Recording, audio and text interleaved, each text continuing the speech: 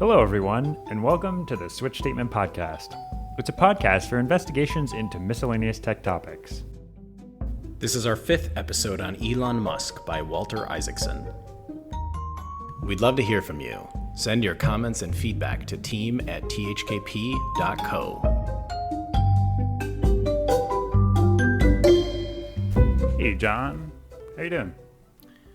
I'm doing very well, Matt. How are you? I am doing okay. I'm just thinking about synchronization, audio sync at a distance. Just Ooh. like is there like a global way for me to know like how out of sync I am from you? Besides your like ears. Because obviously I guess I can tell how long I think you should take to respond to my and if it's longer than that, then have we ever discussed that there's this like global millisecond constant somewhere in the programming of humanity that specifies the delay in conversation before someone else can start to speak? And but it's not the same. Yeah, my delay is like longer. So it's like if there's a conversation, you know, there's gaps and then other people start to speak. This is like normal conversation. But my gap is like slightly longer. So I am the type of person who will just like, I'll be about to speak and then someone else will speak because I think my brain is just a little slower. But maybe this is related to what you're talking about. I mean, it's actually a hard problem because you need to evaluate whether or not you think this person is going to continue saying other things. Yeah. And so you don't want to cut them off if they haven't actually completed their thought. So I think you're just a very polite conversationalist. Yeah, I like to think so. And I like to think I add value to a conversation. But it's funny. You think about I don't think there's any correlation between the value that you add and the... Yeah, I was just about to say, like, I think there's all these different axes. I've become a massive fan of spider graphs lately. Oh. Because I don't think I've ever heard that word before. I don't know if that's the proper nomenclature, but it's the graph where it's just a bunch of axes, like, headed off in random directions. And it generally, you know... So I've always found those incredibly confusing to look at. They are confusing because they generally have a bunch of completely unrelated, like, you know, aspects of something. Like, say you're talking about someone's personality. You might have, like, I don't know, boisterousness, and then another axis will be, like, intelligence or something. And, like, those are two completely unrelated things. But then the graph will generally have, like, the area highlighted. And it's like, why is this an area? Because these things are, like, not correlated. But anyway, the reason I like these graphs is because I feel as though, like, I was thinking about how to score a president of the United States. Like, how do you quantify the quality of a president of the United States? Like, how do you arrive at the conclusion that Donald Trump is the best president in Exactly. the Like, history of the world? Well, and this is the issue, is that all we are doing is spinning narratives. And this actually relates to today's episode. So in a way, this is like not a completely valueless tangent. We can segue. A lot of people think Trump is the greatest president ever. And maybe he is, because we don't really have a way of quantifying presidents that everyone's okay with. I mean, we can say the economy's doing okay, but then other people will say the president has nothing to do with the economy. So it's kind of like, well, what are we all talking about? I mean, I've always firmly stood by the, like, if you can fit the most lies in a presidency, that is the measure of a president. Well, and this Donald is Trump why is just off the charts. He's incredibly good at that. It's like the other presidents they're not even trying. Yeah. Have you ever seen Robert Redford's The Natural? Because I feel like... no. I like Trump, I think, is a true natural demagogue. Like, he's not even trying. It's just in his nature to he's a behave natural. that way. Right. Yeah. But anyway, We're going to discuss Twitter censoring people again.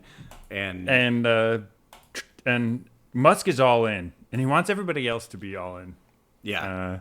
And there's a point in here which I actually agree with. A small number of highly motivated people are better than lots of motivated mediocre people. Wait, I said that wrong. A small number of highly motivated people. Is that what I said? I think so. Okay. I think you just said a small number of motivated people. Yeah, I think I said motivated, and then I said motivated again. But anyways, small number of highly motivated good people are better than a lot of motivated mediocre people. Well, I think this kind of did you ever have you ever heard of Mythical Man Month? Yeah, I read that in college. They forced. Oh, that's funny. They had stopped actually assigning it, but they were basically just like distilling it. But I think the most long-lived reference in that is like 9 women can't have a baby in a month. Yeah, that's a great quote. And I don't think that's exactly the point of that quote. Like there's a series of sequential operations that need to happen that can't be parallelized. But I do think it's true that, or there's a larger point there, which is like adding more people to a team doesn't always make them more performant as a team. Yes. Yeah. In fact, it can often be a detriment because it adds this coordination cost. Yes. And depending on, if people are junior or if people just don't, haven't had their head buried in the context of the team, you might have these competing ideologies, and that can be a real issue. Oh, yeah. I mean, there is so much lost, I think, it's like it's so lossy between your own head and when any form of or any form of communication between your brain and someone else, there's just so much lost there. Yeah. And I think that cost gets paid. It's like the square of the people, right? So I think that's how you can wind up with a company that has 2,500 engineers and they're not really getting that much done, or at least but from the outside, you cut 75% of the engineering team and you actually can't even notice from the outside. Yeah. And this actually leads, so these 3 musketeers, which we have discussed a few times, I forget their names. I know one of them is named Nordine. But in any case, Musk tasks these 3 musketeers with firing a bunch of people because Twitter has way too many people, or at least this is what Musk sort of theorizes. And so these 3 musketeers, these 20-year-olds, and I actually am kind of sympathetic to these guys, like they're just firing people left and right, like destroying, I don't want to be too dramatic, but, destroying livelihoods, destroying families, or at least forcing people to like find new ways of supporting themselves. One of them, his name's Nordine. He feels horrible about this. He's like vomiting in his hotel room, trying to call in sick to work. But, they drag him back in, and they're all basically the way they're doing it too is also insane. They're like reading Twitter code with the blame layer on. And they're like, oh, Jimmy wrote these 15 lines. Like, looks like Jimmy's pretty good. Oh, I'm not seeing Sandra in here. She must be like garbage. Fire her. And that just really does not paint the picture. And so it's just this very sad, kind of process. It was, I don't know, it was giving me like a sick feeling, reading that this is how it went down. It's also funny because it leaves out the possibility that you have someone who is one of the old guard and they move into more of this advisory role and they know a ton about the history of the system, but they're not on boots on the ground writing a bunch of code anymore. Yeah. I don't know. It just feels like there's so many, I guess you can under-include in so many different ways people who have outsized positive impacts.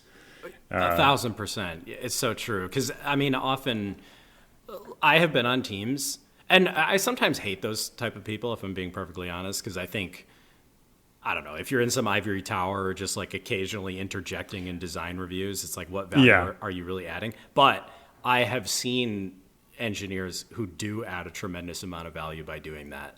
So I think it's what you're saying is very true. It's like the lines of code you're writing doesn't necessarily have anything to do with the positive impact you're having. But that doesn't stop Musk from putting a fork in everyone's road and saying you need to be, Twitter 2.0 will be extremely hardcore, and either you're in or you're out.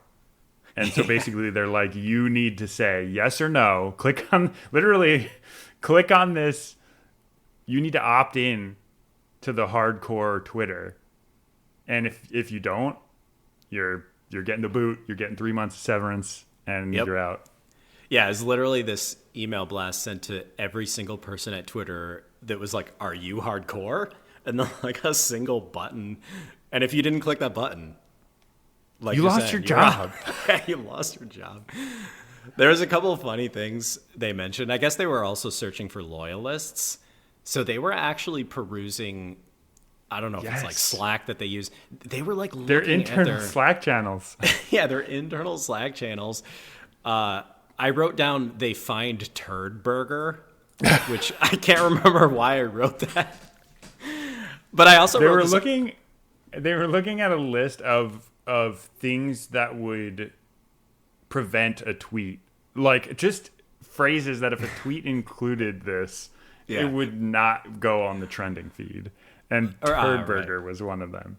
Yeah, which, I want Turd Burger to trend. So that's it's funny because in a way, maybe that aligns with Musk's conception of the new world, which is it's filtering based.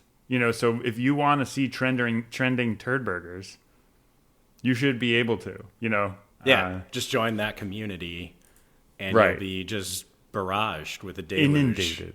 Yeah. But there was another funny thing. I guess someone had written a command that would have like hobbled an entire data center. And he was like, run this command, please, or something. And so I guess they fired that guy. I would have been like, keep this guy. He's hilarious. But I was a little confused by that. But like, were they saying that he just tweeted? Was there an external user who tweeted that, or it was an internal user that was like, what if I do this to the... It was like an employee at Twitter who publicly posted like, what if I run this, and like with a snippet of the code that would take... Is that what you were... Well, it's so funny because I think my interpretation is colored from my history. Like, I've had so many situations where a more junior engineer is like, which command should I run? And the temptation to come back and be like, oh yeah, RM just RMRF slash.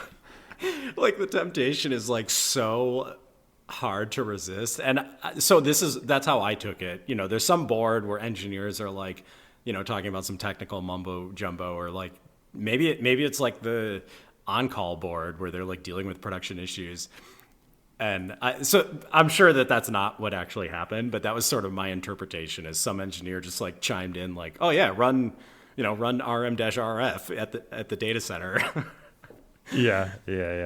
But yeah. So Elon does this thing called desk siding, which I don't know. I think it just speaks to his sort of micromanagement, but I guess it's where he will just come up and like stand at your desk and be like, show me what you do. And then you kind of have to like program in front of him, like, I guess, reveal your skills to him somehow. Well, this was what was crazy is just before this, they were like, all engineers have to be on the 10th floor at 2 p.m. today. And then people were literally like, they were in Boston and they were like, okay, I guess I'm getting on a plane. Yeah. And then they were doing the desk siding.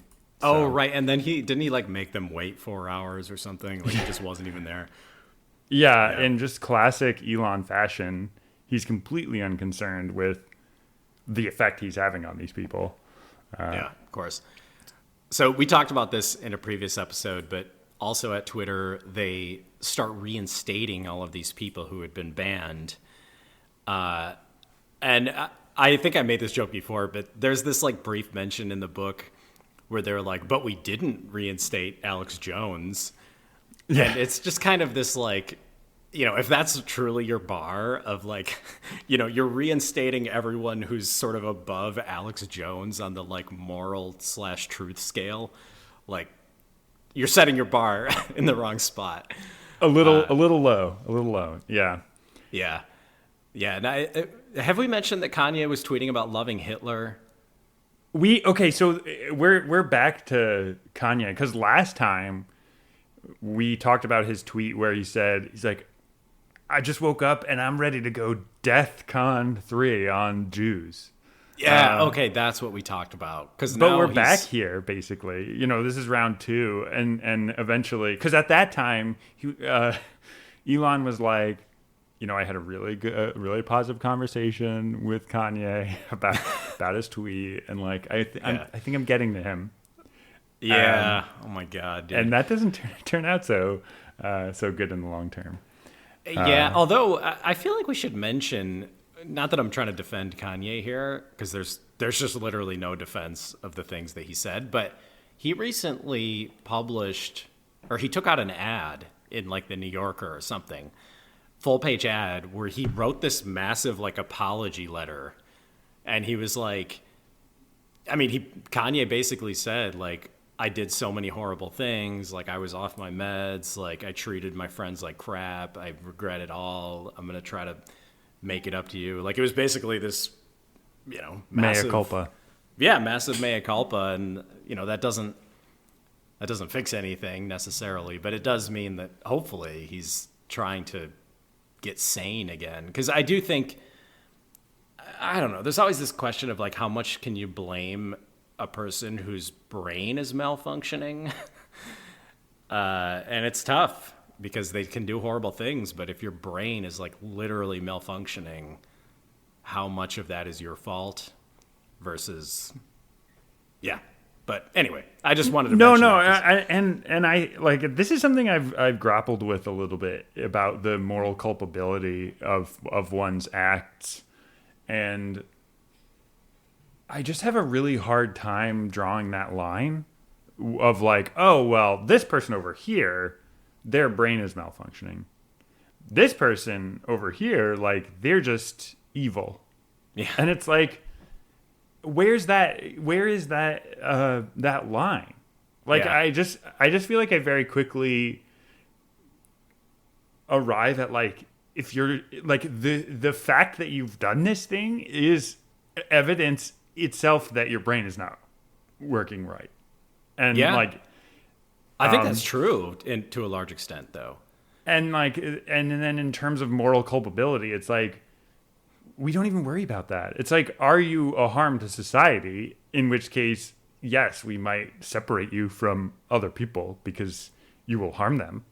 Right. But like, moral culpability doesn't factor into that at all, because you know, you only care about if someone regrets it insofar as it's evidence that they will or will not do it again. You know what I mean? Not that makes them less blameworthy.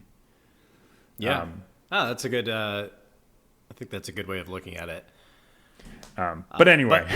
Yeah, in any case, Musk says that Trump is the world's champion of bullshit, which I think is funny. True. Considering that he later teamed up with Trump to do this Doge stuff, and then obviously that fell apart. But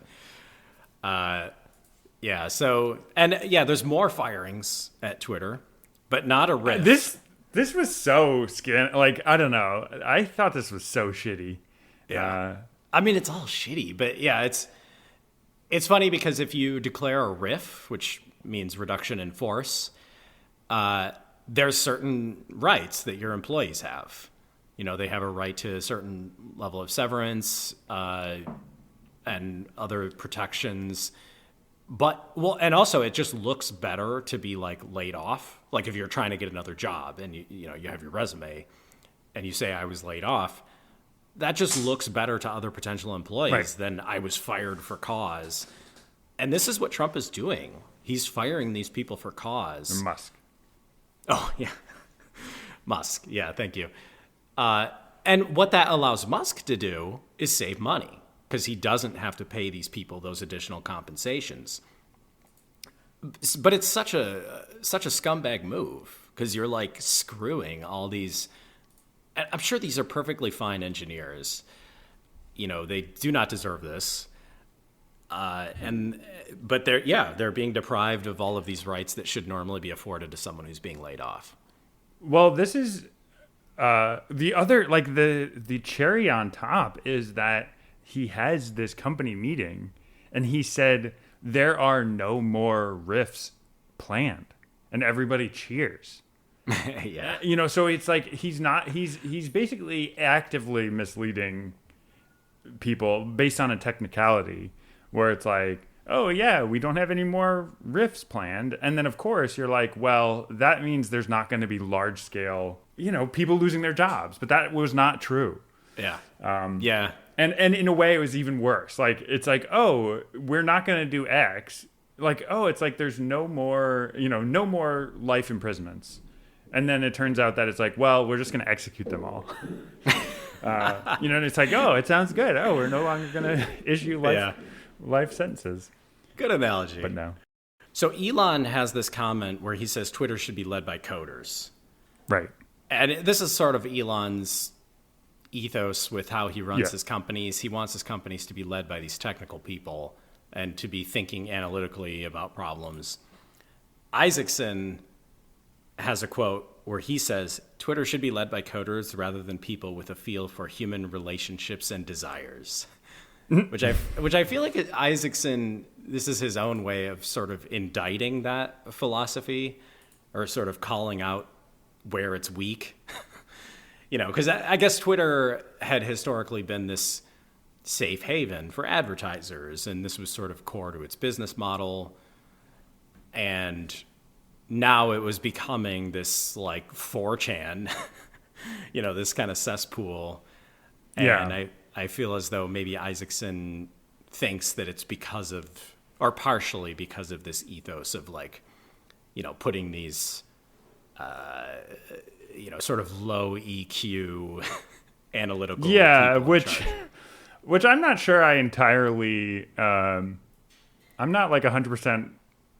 I wouldn't necessarily co-sign that, because he's setting that up as like, well, knowing that it's led by engineers is sufficient to know that it's people who don't have a feel for human relationships and desires.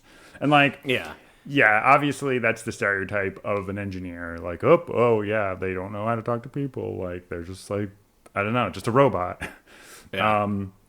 And maybe his point is that Musk suffers from, just a complete inability to get a sense for people's desires, or have any awareness or care for relationships. But I think he's go for it.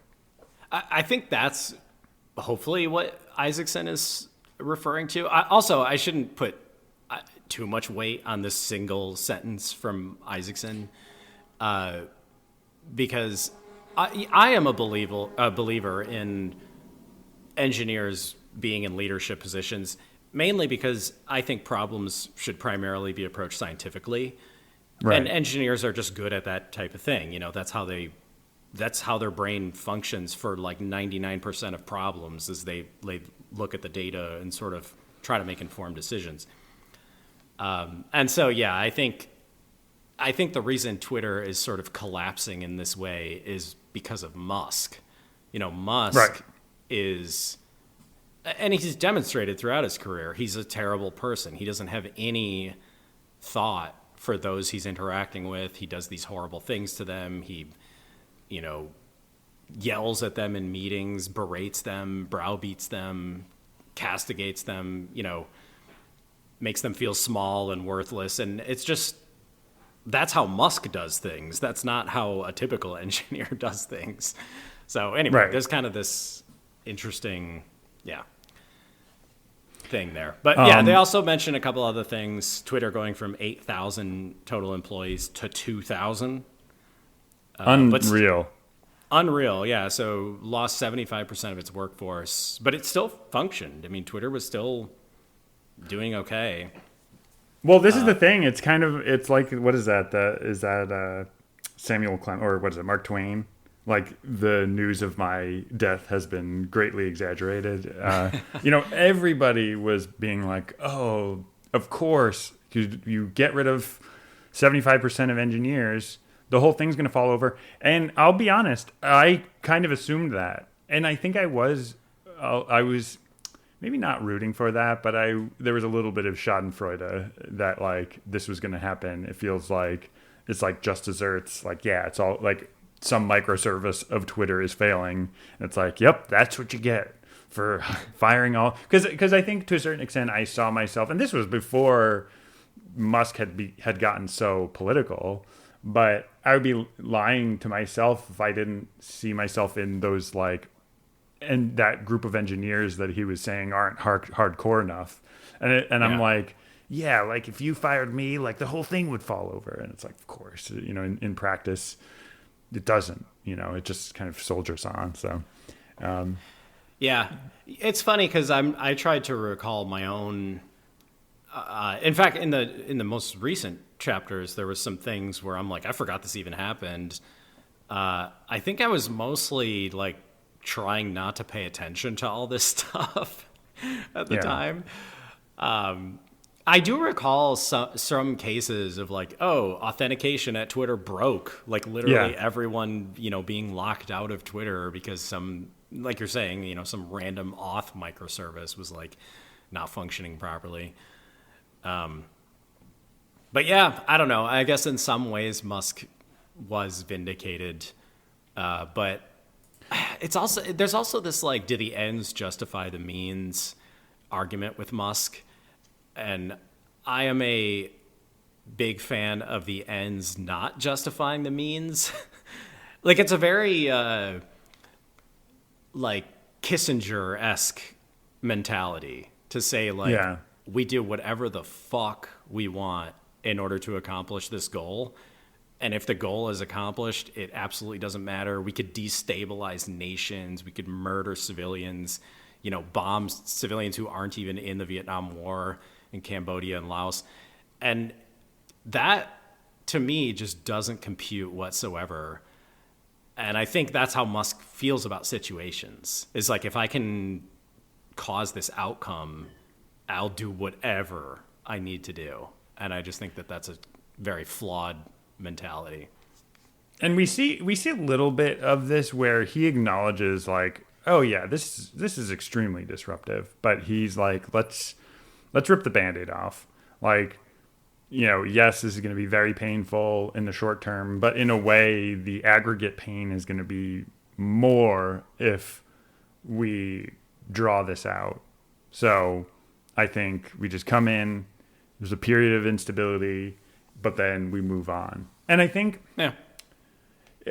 there's an interesting point here about, like, if you compare SpaceX and Twitter, like, there was just a paradigm in SpaceX from the very beginning that it's like 100% hardcore mode. And maybe there's some friction at points along the way where there's a person who doesn't jive with that framework, but it's like, these are isolated incidents. Or I shouldn't say isolated incidents because it sounds like it happens on the regular, but it's like, as a proportion of the overall employee base, it's actually a fairly small percentage because everyone is bought into the framework or the paradigm.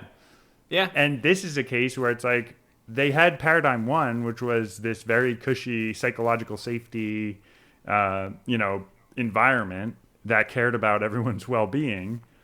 And there's no easy way to switch that. But like, if it had been Musk's way from the beginning, like, you wouldn't have had that because it's all about expectations. And this is Musk being like, hey, like, I know you had expectation one, but we're changing that. And, better to just change it all at once. Yeah. That's a good point. I mean, I do think there's a lot of nuance to these situations. And yeah, I don't want to always be painting Musk in a bad light, because I think at the end of the day, he can be effective. He's done extraordinary things. So he's doing something right. But I do think it makes sense to question his his execution of some of these things. Anywho. I think that's fair, but I think even more than just achieving the same level of output, it sounds like, at least in Walter Isaacson's view, they were adding features even faster than they were before, which goes back to what we were saying earlier, where a smaller team with lower communication overhead can actually deliver much more quickly. So, yeah. But anyways, This chapter ends with Musk going off to see Tim Cook. Apple mothership. Yeah. And I guess this harkens back to, we discussed this before, they were trying to launch this blue chip or blue check thing. Yeah.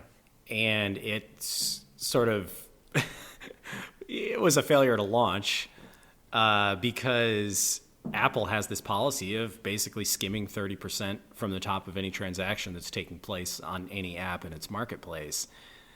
And this completely undermines, the blue check mark was a effort to recoup all of the losses that they were losing from advertisers. The platform was hemorrhaging advertisers because it was becoming a cesspool. And Musk was trying to get back some of that money by charging people to put this little blue check mark next to their name. And so he goes to see Tim Cook to ask, hey, can we get some leeway on this policy? And I don't know, I found this hilarious because it sounded to me like Tim Cook just sort of calmly explained to him what Apple's policies were. Yeah. And Musk was like, great, thanks, Tim. It's not like Tim gave him anything. Like Tim just, because I guess part of their policy is that the cost goes down. Like if you're an app on the marketplace, for a long time and you establish a rapport with Apple, that 30% cost will go down. And I guess Tim explained this, and that sort of satisfied Musk. And he tweeted something about Tim and I are best friends now. But I just found it funny because it didn't sound like Tim did any special dispensation for Musk or Twitter. Like he literally just RTFM'd, for Musk. Right. And then the crux of it being that for very large apps, the cut goes down to 15% over time. Yeah. Which, that kind of makes the numbers work. But I will say there was a world where Apple could have said, "Oh, we're pulling all of our ads from Twitter." But they didn't. They didn't do that. They could have. But I imagine that even as powerful as Apple is, they probably don't want to pick fights if they really don't need to.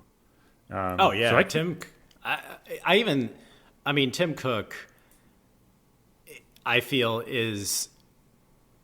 he just wants to mollify everyone. Like he doesn't want, he's like the most low drama. I would even say more so than Sundar. He is like the lowest drama CEO, tech CEO that there is. Like he's just an old dude who wants to make a bunch of money, streamline all their operations. And, I'm sure that when Musk comes to visit him, he's like, oh God, I'm going to be a newspaper headline now. Yeah. And so he's just trying to just peacemake. But I would guess that Apple maintaining their advertisements on Twitter was purely a financial decision rather than some sort of extension of an olive branch or whatever else. I don't think Tim Cook or Apple would do anything for Musk, if that makes sense. Mm-hmm. I don't think they would, but this is just me sort of guessing. Yeah, and we don't. Yeah, I do. I think you're probably right that mostly this was Tim Cook packaging what they do for everybody as like as what they're offering in the deal. And it's like it sounds like, and I guess in a way that is something, because there would have been a world where Apple capriciously decided to treat Twitter much more harshly than everybody else. And maybe it even wasn't capricious. Maybe at the strictest interpretation of the rules, Apple should have removed them. And then they get to play like, oh, you're good. And then, they get to give them like essentially a slight relaxation of the rules around the margins. Yeah. Yeah. But in any case, that's how this chapter ends, and maybe we can call it there. And soon we'll be discussing the miracles of Neuralink. Yes, we'll talk about all the wild sci-fi stuff that they're getting up to. So, all right, well, see you next time, John. See you next time, Matt.